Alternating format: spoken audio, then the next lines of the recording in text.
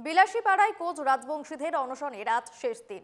16ই December অনির্দিষ্টকালের জন্য rail রোকো কর্মসূচি ঘোষণা। রেল রোকো কর্মসূচি ঘোষণা করা হয়েছে কেএসডিসি, একেআরএসইউ, ইউজি, একেআরএসইউ।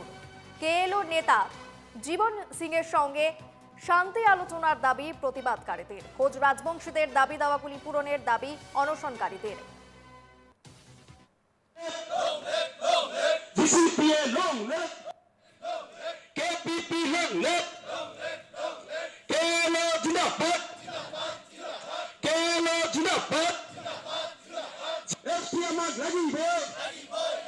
আক্রাসু, ইউজি আক্রাসু এবং কোচ রাজবংশী যে সমূহ জনগোষ্ঠীর সংগঠন রয়েছিল, ওনাদের আজকে 100 ঘন্টিয়া অনশন কার্যসূচির আজকে শেষেরটা দিন বিলাসীপাড়ার সমজিলা কার্যালয়ের সম্মুখে প্রতিবাদ করেছিলেন তেনারা।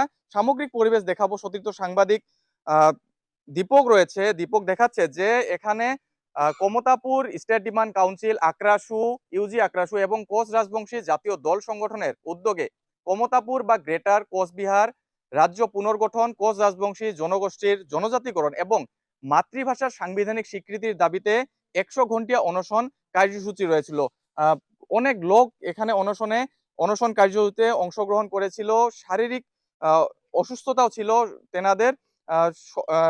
চিকিৎসার যে সমূহ প্রয়োজনীয় বস্তু ছিল, স্লাইন লাগিয়েছিল, মেডিসিন দিয়েছিল, তথাপিও কিন্তু ওনারা এই অনশন স্থলীর থেকে কেউ কোনো প্রতিবাদকারী এখান থেকে উঠে যান নাই। আমরা কথা বলবো, জেলা প্রতিনিধি রয়েছে, আপনার পাশে আসছি, যে আজকে আপনাদের 100 ঘন্টিয়া অনশন কার্যসূচির আজকে সমাপ্ত পর্বে কি জানাবেন? নমস্কার, আমি কোকরাঝাড় জেলা কেএসডিসির সভাপতি। আমার নাম বাণীরাম বর্মন। আমি বলছি যে বিগত 2023 সনের 17 জানুয়ারিতে কেএলওর নেতা, জঙ্গি নেতা জীবন সিংহ মহাশয় আর কেএলও কেএনের অধ্যক্ষ ডিএল কোচ মহাশয়কে ভারত সরকার ডেকে আনছে আলোচনার জন্যে। কিন্তু আলোচনা ইতিমধ্যে শেষ হয়ে গেছে, কিন্তু যে শান্তি চুক্তি হওয়া লাগে এখন পর্যন্ত শান্তি চুক্তি হয় নাই।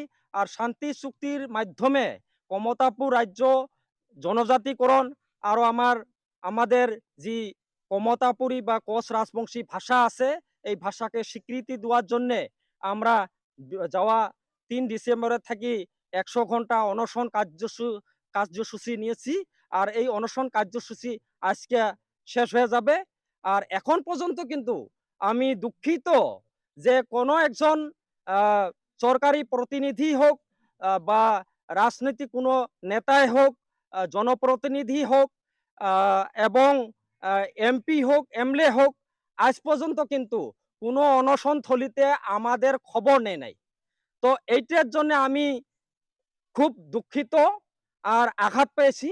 আর এইটার জন্যে বিগত 2026 সনের যে বিধানসভা নির্বাচন, এই বিধানসভা নির্বাচনে টিএমসি হোক বা বিজেপি হোক, এর মজা নিতে হবে।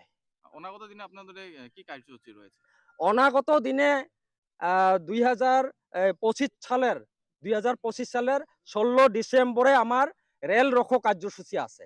এই যে অনশন কার্যসূচি হয়ে গেল, এই অনশন কার্যসূচির মাধ্যমে সরকারের কোনো গায়ে লড়ে নাই, যার জন্য আমরা বাধ্য হয়ে গেছি যে এখন আমি ওনাকে বাধ্য করাবো, সরকারকে বাধ্য করাবো, যার জন্য 16 ডিসেম্বরে অনির্দিষ্টকাল রেল রোকো কার্যসূচি নিয়ে নিছি আমরা। ধন্যবাদ জানাচ্ছি। আপনার সাথে কথা বলবো, যে আপনাদের 100 ঘন্টিয়া কার্যসূচির আজকে সমাপ্ত পর্বে কি জানাবেন? আচ্ছা, তার মানে সরকারের বিশ্বাসঘাতকতার বিরুদ্ধে আমাদের এই আন্দোলন। হ্যাঁ, সরকার মানে যতদিন থেকে আমাদেরকে এইভাবে বিশ্বাসঘাতক করতেছে, প্রতারণা করতেছে, আমরা এই জন্যে আজকে এই অনশন কার্যসূচি নিছি। আর 3 তারিখ থেকে আজ 7 তারিখ পর্যন্ত যেটা অনশন কার্য চললো, এখানে সরকারে কোনো গুরুত্ব দেয় নাই। এখন বোঝা গেছে যে সরকার গণতান্ত্রিকভাবে এই মহাত্মা গান্ধীর যেটা সত্যাগ্রহ আন্দোলন, এগুলো আন্দোলনকে গুরুত্ব দেয় না। এই জন্য আগামী 16 তারিখ থেকে আমরা রেল রোকো আন্দোলন আরম্ভ করব। এটা অনির্দিষ্টকাল পর্যন্ত চলবে। আর সরকারিভাবে যেগুলা আমাদেরকে মানে প্রতারণা করতেছে, এগুলা আমরা এখন বুঝে উঠেছি। আমরা এই জন্যে মানে সরকারের কোনো প্রতারণায় আমরা ভুল যাব না। আমরা একরকমই আমরা মানে আন্দোলন চালিয়ে যাব।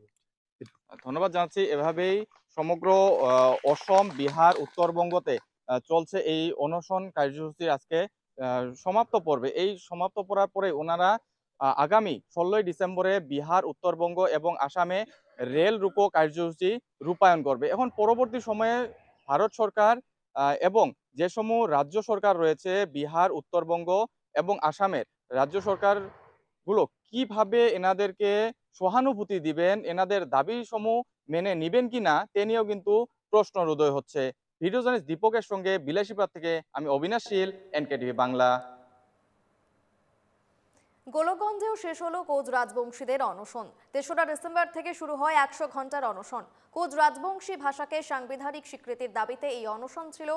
16ই ডিসেম্বর রেল রোকো কর্মসূচির ডাক দিল কেএসডিসি আক্রাসুর সদস্যরা। দেখুন গোপালগঞ্জ থেকে প্রতিনিধি প্রদীপ সেনের প্রতিবেদন।